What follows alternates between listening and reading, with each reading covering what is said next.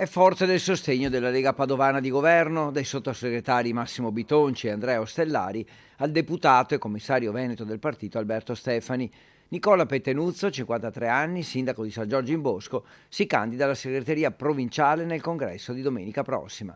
Loro mi hanno fatto questa proposta barra richiesta di mettermi a servizio a livello provinciale. Io ci ho riflettuto perché so che è un incarico importante, bisogna lavorare tanto, lavorare bene, lavorare per unire, non per dividere, ed ecco forse l'idea di candidarmi, come vengo definito, un uomo moderato e aperto al dialogo. Pettenuzzo punta sull'unità del partito, Sassolino contro chi è al lavoro per il ribaltone, e pensa a un'organizzazione che punti sull'ascolto della base e su un'organizzazione simile a quella di un comune. Incarichi precisi a coloro i quali faranno parte del direttivo, un lavoro capillare sui vari temi importanti di questo momento storico e soprattutto tanto lavoro. Contro Nicola Pettenuzzo erano annunciate le candidature di Michele Rettore, militante di San Giorgio delle Pertiche, e soprattutto del consigliere regionale Fabrizio Boron, critico da mesi sulla gestione del partito.